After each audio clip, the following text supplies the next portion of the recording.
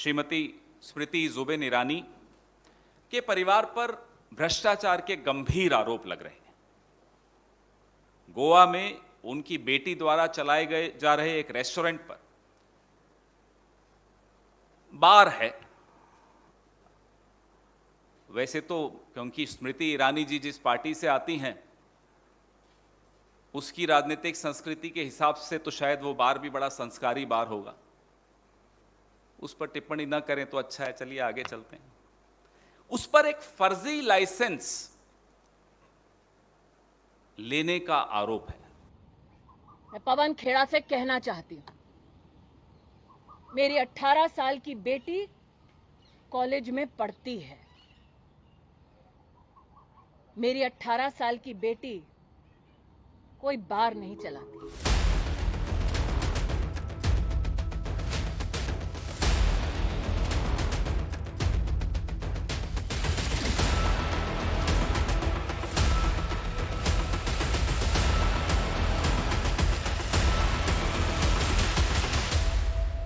केंद्रीय मंत्री श्रीमती स्मृति जुबिन ईरानी के परिवार पर भ्रष्टाचार के गंभीर आरोप लग रहे हैं। गोवा में उनकी बेटी द्वारा चलाए गए जा रहे एक रेस्टोरेंट पर बार है। वैसे तो क्योंकि स्मृति ईरानी जी जिस पार्टी से आती हैं उसकी राजनीतिक संस्कृति के हिसाब से तो शायद वो बार भी बड़ा संस्कारी बार होगा। उस पर टिप्पणी न करें तो अच्छा है। चलिए आगे चलते हैं।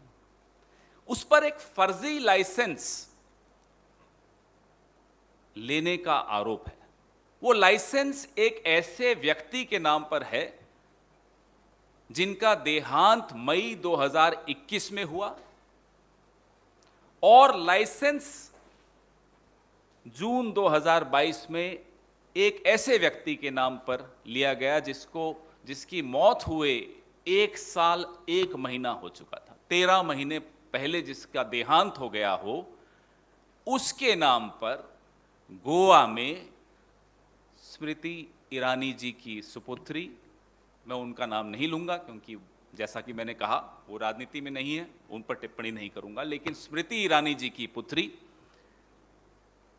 ने वो लाइसेंस लिया। गैरकानूनी काम यहां शुरू हुआ है, यहां रुक नहीं गया। एक मृत व्यक्ति के नाम पे आप लाइसेंस ले लेते हो। उस व्यक्ति की मौत हुए 13 महीने हो चुके हैं और गोवा के कानून के हिसाब से एक रेस्टोरेंट को एक लाइसेंस मिल सकता है बार का। तो दूसरा गैरकानूनी काम क्या हुआ? इस रेस्टोरेंट को, जी नहीं, उसका नाम कोई तुलसी संस्कारी बार नहीं है, उसका नाम है सिली सोल्स बार। इस रेस्टोरेंट को 2 लाइसेंस मिले। यह दूसरा गैरकानूनी काम हुआ है। और तीसरा गैरकानूनी काम क्या हुआ है? किसी भी ऐसे प्रेमिसेस को लाइसेंस देने से पहले यह आवश्यक है कि वो रेस्टोरेंट के तौर पे रजिस्टर्ड है, उसको रेस्टोरेंट का लाइसेंस मिला हुआ हो। तीसरा गैरकानूनी काम यह है कि इस रेस्टोरेंट को रेस्टोरेंट चलाने का लाइसेंस नहीं मिला हुआ। 3 गैरकानूनी काम कैसे संभव हो सकते हैं? क्या मैं और आप ऐसा काम कर सकते हैं या करने की सोच भी सकते हैं?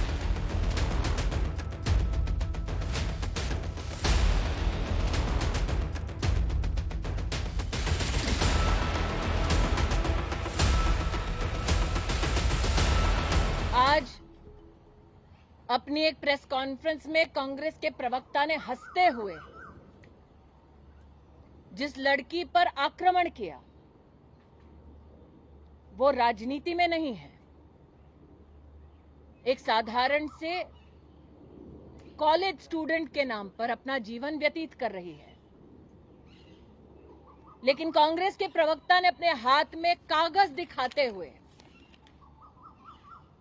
यह आरोप मढ़ा कि वो लड़की एक अवैध बार चलाती है।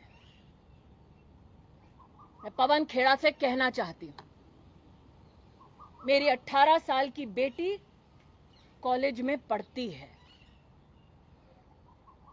मेरी 18 साल की बेटी कोई बार नहीं चलाती। पवन खेड़ा ने यह कहा कि मेरी बेटी को शो कॉज नोटिस दिया गया और अपने हाथ में 2 कागजात दिखाए। मैं आज पूछना चाहती हूं उन कागजों में मेरी बेटी का नाम कहां है।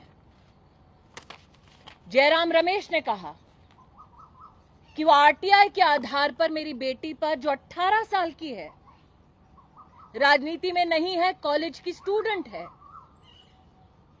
आरटीआई के आधार पर वो मेरी बेटी पर आरोप मढ़ रहे हैं। मैं जयराम रमेश से पूछना चाहती हूं कि क्या आरटीआई की उस एप्लीकेशन में मेरी बेटी का नाम है? क्या उसके जवाब में मेरी बेटी का नाम है? कांग्रेस के प्रवक्ताओं ने कटाक्ष करते हुए, हंसते हुए ये कहा कि मैं सोनिया और राहुल के खिलाफ प्रेस कॉन्फ्रेंस करती हूं। हां, करती हूं, करती रहूंगी। हंसते हुए कहा